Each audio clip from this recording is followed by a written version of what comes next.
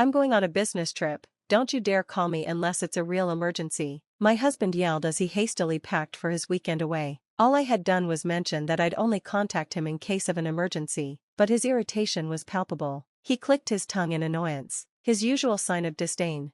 Of course, I knew the truth. This wasn't a business trip at all. He was off on a weekend getaway with his mistress. If you keep bothering me with your nonsense, I'll claim emotional distress and sue you, he added, his threats as absurd as they were cruel. Over time, it had become clear that John had lost all sense of empathy. He ignored our sick daughter, prioritized his own selfish desires, and neglected his family entirely. I didn't dare stand up to him, I was just trying to protect myself and our children.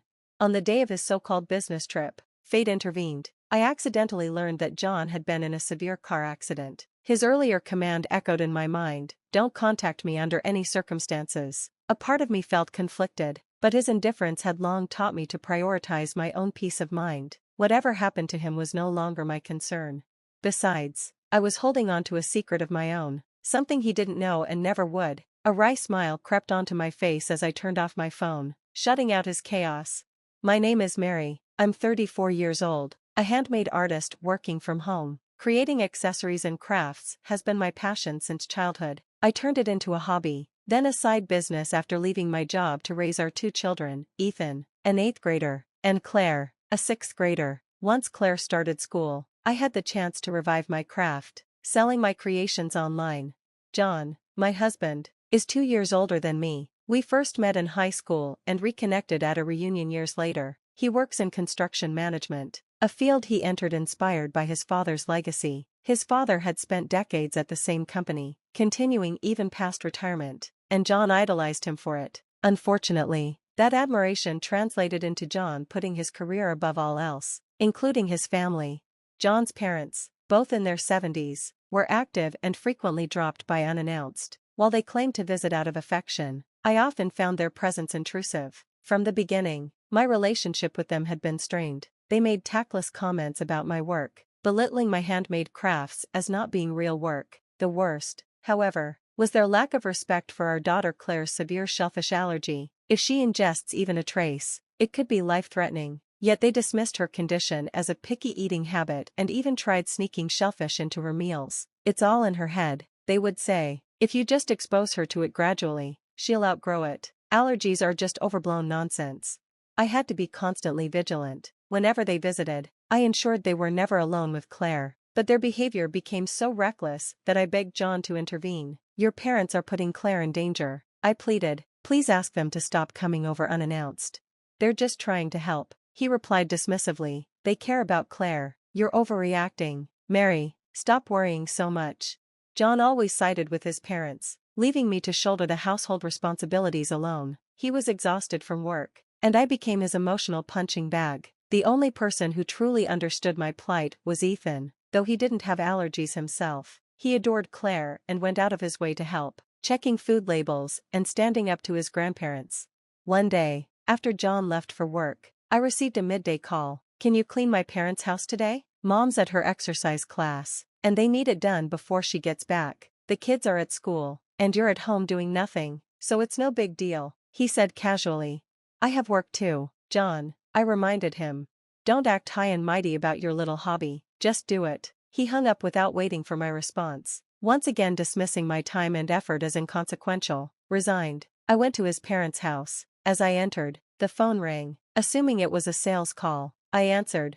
To my surprise, it was someone from John's company. His father had left critical documents at home, and they needed them urgently. They'd been trying to reach John's mother, but there was no response.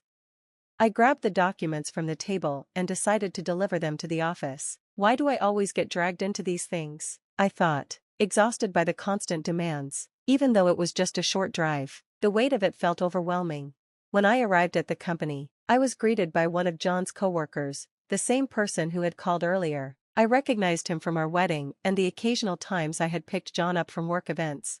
Thank you, Mrs. Brown, he said sincerely. I didn't want to risk offending Mr. Brown's pride by calling him directly, so I tried his parents' house instead. I'm glad you were there to help. His words seemed genuine, and he asked me to keep the matter a secret from John's father. As I turned to leave, he said something that stopped me in my tracks. By the way, "How's your daughter doing?" John mentioned her allergy. He said he's been taking days off to care for her. I froze. My mind raced as I tried to process what he had just said. John hadn't taken a single day off for Claire, he had gone to work as usual. Thinking it was a misunderstanding, I pressed for details. It turned out John had been telling his coworkers that he was taking time off to care for our daughter. My head spun as I drove home, trying to make sense of it all. When I arrived, the kids were already asleep. Hoping to calm my nerves, I switched on the TV, but I couldn't focus. Late that night, John finally came home, his usual irritated demeanor in full force. "You didn't clean my parents' house today," he snapped. Mom called to complain. I had completely forgotten about returning to his parents' house after visiting his office. "I went to their house, but then I had to take something to your father's office," I explained. John's eyebrow twitched, and he scratched his head, a nervous habit of his. His reaction only made me more suspicious. "Who told you to go to the company?" he asked, his tone unusually sharp. I could see the worry in his eyes, but I decided to play dumb. "No one. I just dropped off the documents and left. I forgot about the cleaning after that." John sighed, his tension visibly easing. "Whatever. Just apologize to Mom tomorrow. I'm tired and going to bed." As he walked away, I couldn't shake the feeling that he was hiding something. That night, as I lay awake, I pieced together the clues: the lie about taking time off, his constant absences, and his overreactions. It all pointed to one thing: John was cheating on me. And if he was using Claire's allergy as an excuse to cover for his infidelity, I couldn't forgive him. Claire had already endured so much: teasing at school, being excluded from social activities, and constantly having to explain her condition. Ethan and I worked hard to support her, both emotionally and physically. Meanwhile, John dismissed her struggles as trivial while exploiting them for his own selfish purposes. I was consumed with anger and frustration, unable to sleep that night. By morning, I had made a decision. I hired a private investigator to uncover the truth. It hurt to spend the money I had painstakingly earned from my online business, but I needed to know. Each day, I anxiously awaited the investigator's report. A few weeks later, the results confirmed my worst fears. John was cheating. He was skipping work 2 to 3 times a week to meet his mistress, driving her around, and even spending nights at hotels with her. She was young, likely in her 20s, with long black hair and a confident, sharp look. She was stunning, beautiful enough to catch anyone's eye. Seeing the photos still left me speechless. Despite everything, it hurt to see the life we had built together crumble, but instead of sadness, I felt anger and disgust. Determined to move forward, I gathered more evidence with the investigator and consulted a lawyer to prepare for divorce. I started learning about alimony, child support, and custody. My thoughts were no longer on the past I shared with John, but on the future I would build for myself and my children. A few days later, John came home late again. "I have to work this weekend," he said nonchalantly. "The next job site is far away, so I'm going there for a preliminary survey. I'll be back on Sunday." I knew it was another lie. His coworker had told me weeks ago that John's role had shifted to an office-based position. Overnight trips were no longer part of his job. He was likely planning another weekend getaway with his mistress. "I see," I replied calmly, "but if anything happens while you're away, I'll call you immediately. Claire's been under the weather, and with your parents going on a trip, we don't have anyone else to rely on. Don't call me for anything trivial," he snapped, his irritation evident. "I'll be busy working." He stormed off to the bedroom, but his overreaction only fueled my suspicions. That night, I retrieved his credit card from its hiding spot, annoyed that he might be spending money on his mistress. Logging into the credit card company's website, I entered the password. John always used the same one.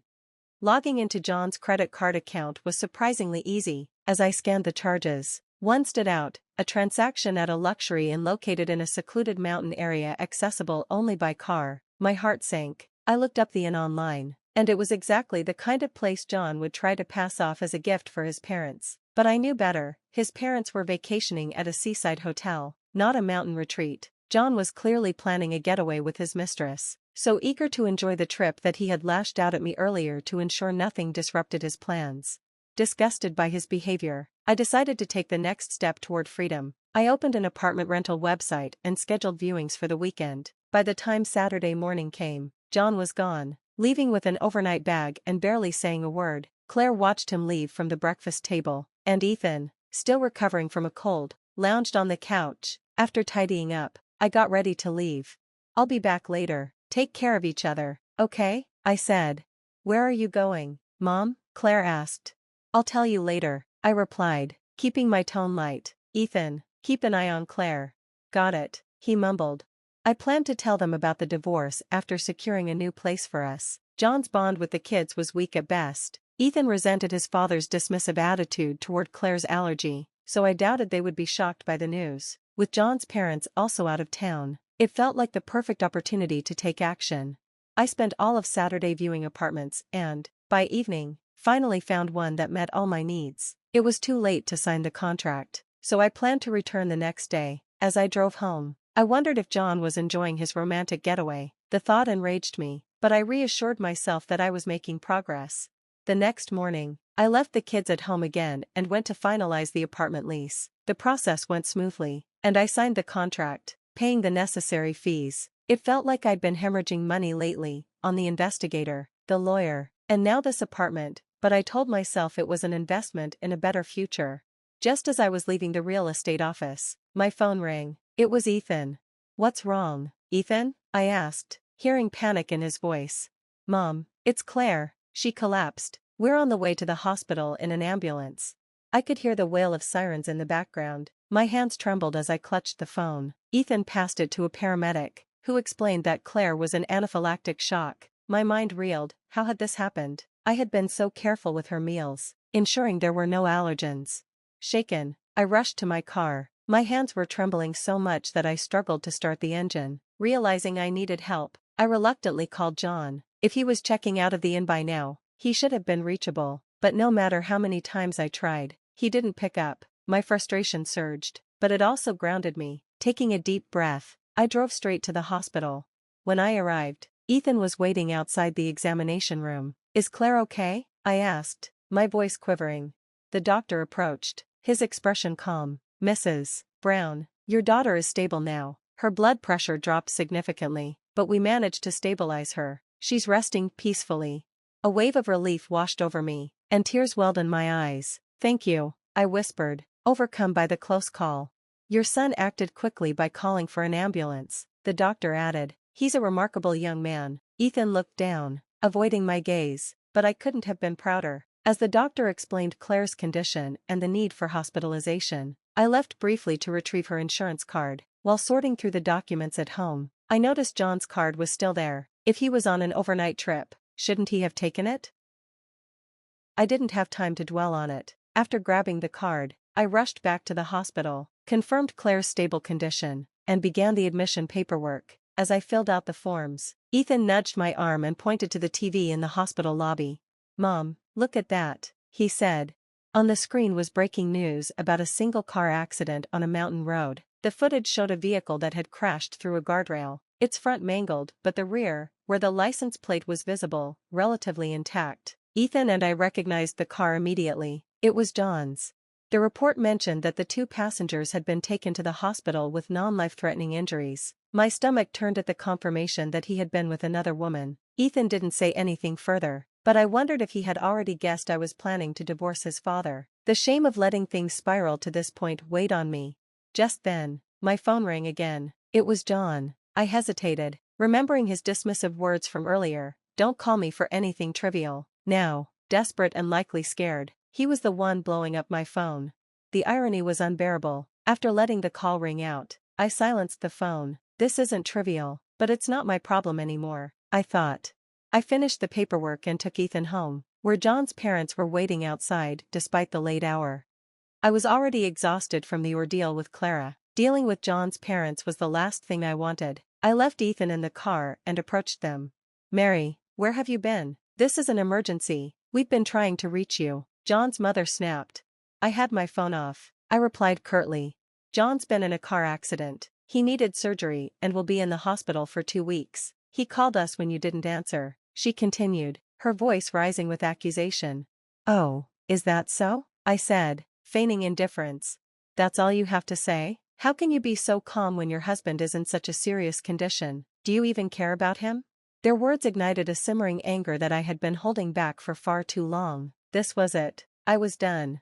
Clara was rushed to the hospital today in an ambulance. I began, my voice trembling but steady with resolve. She had a severe allergic reaction. and her life was at risk. I know you've heard this before, so don't pretend you don't know what I'm talking about. I pulled the evidence from my bag, the rice crackers that had nearly cost Clara her life, and held them out. Their expressions changed immediately, a clear sign of guilt. They scratched their heads nervously, a habit they shared with John whenever they were caught off guard. Ethan told me you came to our house today, claiming you were bringing back souvenirs from your trip. He said you showed him the usual rice crackers that Clara eats, but after Ethan left, Clara had a severe reaction in the living room. I gestured to the crackers. These aren't the usual kind. They're a limited edition flavor containing shrimp, but the box doesn't indicate that. Did you give Clara the shrimp crackers and then hide the evidence? John's mother stammered. We thought it would be fine. It's just in her head. I cut her off. I spoke to a lawyer. Intentionally giving someone an allergen when you know they're allergic could be considered assault. That's ridiculous. We were just thinking of you when we bought them. Thinking of me? My voice rose. You knowingly bought something dangerous and nearly killed my daughter. I'll never forgive you for this. Their protests fell on deaf ears as I unleashed the anger I had bottled up for so long. We came to tell you about John's accident, not argue. John's father interrupted, desperate to change the subject. I don't care about his accident, I said coldly. He was on a trip with his mistress. I handed them the evidence I had gathered from the private investigator. Their stunned silence confirmed they had no defense. I'm filing for divorce and suing all of you for damages, I concluded. At that moment, a police car pulled up. I had asked Ethan to call the authorities on our way home. The officers approached John's parents, requesting them to come in for questioning regarding potential assault charges. 2 weeks later, I received a call from the hospital where John was staying. The staff informed me that John had been demanding I visit. Reluctantly, I went, knowing it was the last loose end to tie up. You useless wife, you've ignored all my calls, John barked the moment I entered his room. I didn't answer because you told me not to call you for anything trivial. I figured you were busy, I said with a mocking smile. You took my credit card and insurance card, didn't you? Go to the front desk and pay my bill. I didn't bring your card. Maybe ask your parents for help. They're in jail because of you. The absurdity of his complaints made me laugh. I've already consulted a lawyer. You'll be hearing from them soon. Oh, and Ethan and Clara fully support the divorce. John's protests were cut short by the arrival of his mistress, Jessica, confident and unapologetic. She announced, John, I'll pay everything, alimony, child support, the hospital bills, if you divorce her and marry me. John, greedy and desperate, agreed, but before the ink could dry on their twisted arrangement, Jessica revealed her true identity, the granddaughter of a powerful crime boss. John's face turned ashen as men in black suits entered the room. Jessica smiled sweetly. Welcome to the family business, John. A month later, my divorce was finalized. Jessica paid every penny of John's debts. True to her word, John, now bound to Jessica and her dangerous world, had lost everything. As for me, I found peace with my children. Clara recovered fully, and Ethan grew into a strong, supportive young man. My handmade business flourished, and I promised myself that one day, I'd take my children on a well-deserved vacation to celebrate the new life we had built together.